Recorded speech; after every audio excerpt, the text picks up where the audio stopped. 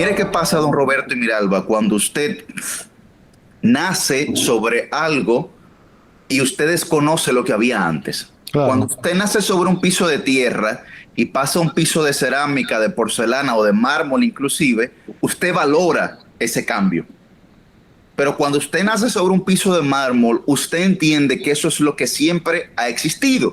Ujú. Entonces, Y sobre todo, si habiendo nacido, nunca nadie se tomó el tiempo para explicarle que antes hubo tierra efectivamente, y que costó llegar al piso de mármol y efectivamente. que significó un sacrificio y que significó incluso sangre, porque nadie quiere hablar de la historia. Nadie quiere hablar de esto porque eso no está de moda. Que Vamos a lo que vinimos, lo y que Anuel pasa, y y la lo que otra. pasa es que los dominicanos nos acomplejamos mucho con nuestra historia y nos cuesta contarla, nos cuesta estudiarla, nos cuesta entender que eso fue lo que vivimos, nos cuesta aceptar que esa fue nuestra realidad y punto. Yo Y que creo que eso es generalizado en esta época posverdad y por todo. O sea, lo único que interesa es vamos para allá, olvídate de lo que pasó. Ahora estamos ante la guerra de Ucrania y Rusia. Nadie quiere una guerra. Yo estoy en contra de la guerra, pero nadie se detiene a ver el pasado reciente, la desintegración de la URSS, para no irnos a la época. los procesos históricos explican esa guerra. Claro, En- en- exacto. Y efect- los procesos históricos explican las derrotas electorales y los triunfos electorales. Correcto, correcto. Entonces, lo que el PLD no supo hacer, nosotros aprendimos de ese error frente a la juventud y estamos pues trabajando ya, digamos, conforme a las expectativas generales que tiene la juventud actualmente en nuestro país. Porque, como le mencionaba, fue una rebeldía que hace un hijo adolescente con los padres. Claro. Eh, Precisamente por falta de comunicación o por falta de entendimiento o porque también los tiempos van cambiando y uno tiene que ir adaptándose a esos tiempos. Entonces, creo que en este momento sí estamos preparados para afrontar esa realidad.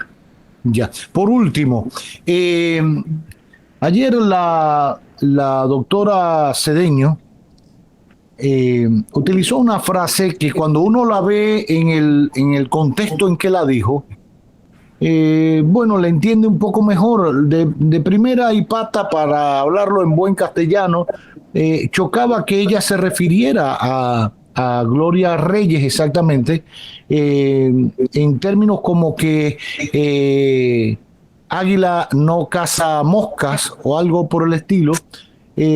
Cuando se le preguntó en el almuerzo del Grupo Corripio sobre la solicitud que había hecho Gloria Reyes para a la Cámara de Cuentas evaluar Prosoli, que fue el programa que antecedió a Supérate en materia de ayuda social y respaldo social a las clases más vulnerables. Después, cuando usted lo está viendo en el contexto en que lo dijo, ella dice, no es contra Gloria, es un mensaje a Abinader, porque en Palacio ya han asumido mi candidatura como la persona que va a enfrentarlo en el 2024.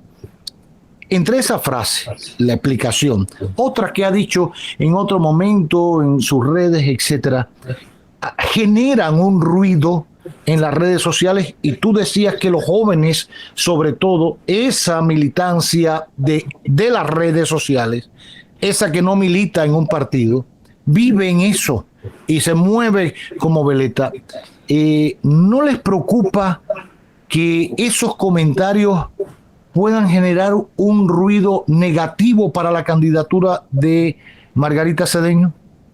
Por el contrario, don Roberto, yo creo que lo que debe preocuparle a los jóvenes y a la gente de este país es que todavía no tengamos una investigación abierta por parte del Ministerio Público a este robo millonario de las ayudas. Pero hay 10 personas presas, detenidas bajo investigación, 10 colmaderos. 10 colmaderos, si usted cree que son 10 colmaderos los responsables de un robo de más de 1.000 millones de pesos, yo creo que estaríamos hablando que por colmadero se robaron 100 millones. ¿Dónde están, digamos, los responsables de esto? Además, la querida... Pues se supone que los mismos colmaderos entonces van a denunciar cómo lo hicieron. Efectivamente, efectivamente.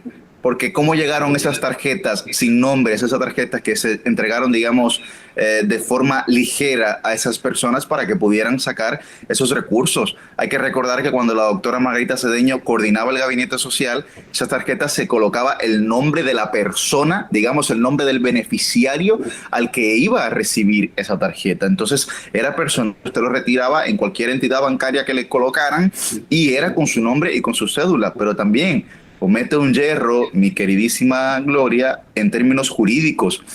Las auditorías por parte de la Cámara de Cuentas, la gestión 2012, 2016 y 2016-2020, ya fueron sancionadas por el Congreso Nacional de la República.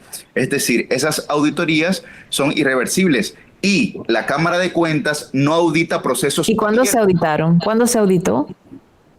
Bueno, al final, porque la Cámara de Cuentas solicitó esas auditorías y fueron sancionadas por el Congreso Nacional de la República. Y la Cámara de Cuentas no audita, digamos, procesos o periodos abiertos, por lo que es imposible jurídicamente, legalmente, para la Cámara de Cuentas hacer una auditoría actual a la gestión actual que no ha concluido. Entonces, ya entiendo. Por eso hay un tema de tergiversación que uno no quiere decir que es intencional. Entiendo que es por desconocimiento jurídico, pero en términos jurídicos tampoco es viable esa propuesta. Ahora bien, lo que se puede hacer es la contratación de un tercer auditor, digamos, una empresa extranjera, el Programa de Naciones Unidas para el Desarrollo, las certificaciones que colocan entidades hacia la certificación ISO. Bueno, que todo eso, pues entonces esas digamos, terceras compañías o programas o instituciones u ONG puedan sí auditar. Cosa que en el caso de la doctora Margarita Cedeño ya se hizo, que tenía certificaciones ISO, que son las certificaciones de no solamente correcta ejecución de los programas, sino de correcta transparencia dentro de esas ejecutorias, que por lo que hemos visto, y ya debe confirmarlo pues los funcionarios, hemos visto que no han mantenido esa certificación, es decir, que le fue retirada.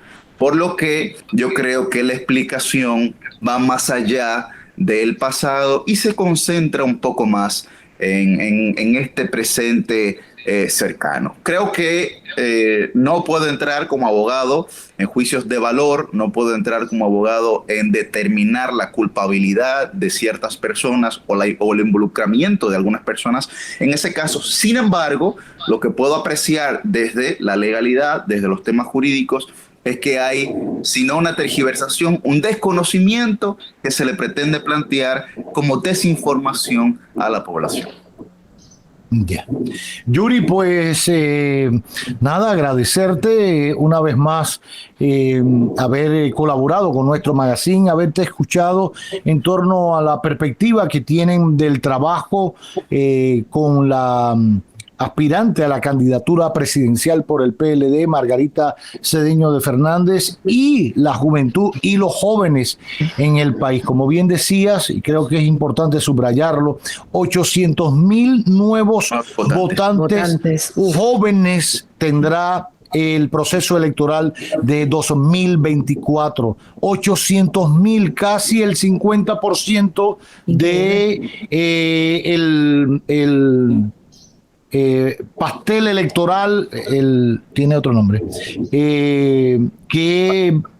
¿cómo? El padrón, ¿no? Sí, que tiene nuestro país. Realmente estamos llamados a votar unos 7 millones u 8 millones de dominicanos. Es el incremento en un 10% del padrón electoral específicamente. Ya. Exacto. Aunque al final participa 2 millones y tanto de votantes finalmente de... En las pasadas elecciones sí, porque la abstención fue casi de un 50, más de un 50%, pero regularmente vota el 70% en República Dominicana. Del universo, es la palabra, el universo electoral. Exactamente. El universo electoral, porque para que la gente tenga una idea, dicen, esta gente están hablando de unos números raros. Si somos 10 millones, sí, pero usted tiene que sacar los niños y los adolescentes que no han cumplido la mayoría de edad no para poder votar. todo ciudadano puede votar. Hay unas condiciones. Entonces, es importante que hablemos de esto, porque la democracia se decide ahí. para que un gobierno, el que sea, tenga legitimidad, debe contar con la mayoría de la votación de ese universo que está llamado y convocado a las urnas. Así es. De lo contrario es un poquito cuesta arriba. Y si ahí sopesamos todo el nivel de abstencionismo, etcétera, tú dices, caramba, están llamados a votar 8 millones. Y votaron 2 millones y pico. Y de eso el 50 fue el que favoreció al partido. No está gobernando con el respaldo de las mayorías. Fue el caso, don Roberto, del 2020. Apenas el PRM ganó con apenas el 28% del universo del electorado. Estamos diciendo ni siquiera una tercera parte de ese universo, lo que le genera profundas dificultades para generar cohesión social. Exacto. A eso me refería. Usted brillante, usted lo resume. Abogado al fin, joven y titular de el equipo, ¿cómo es que se llama tu cargo real en la campaña? El coordinador nacional de la juventud, de la campaña juvenil de la doctora Margarita Cedeño. El buen amigo, abogado, melómano, poeta. Y casi todos los poetas son locos. Oye, pero como diría un profesor de literatura, analizando un día El Quijote de la Mancha, de Miguel de Cervantes y Saavedra, decía que el Quijote finalmente era un loco cuerdo, porque todo lo que decía en aquellas palabras tremendas y grandilocuentes y todo, podría parecer el gran soñador loco que confundía unos molinos con unas cosas tremendas que venían para arriba, pero la verdad estaba ahí, era un loco cuerdo. Entonces, asúmase como un loco cuerdo, que eso vale la pena. Es bueno ser joven y loco, créame que es verdad. Diría Jorge Luis Borges que mucho más raro es ser el hombre que entrelaza palabras en un cuarto de una casa.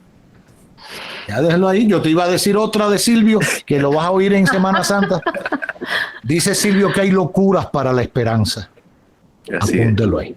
Gracias a Yuri Rodríguez por acompañarnos en este magazine que no tiene nombre.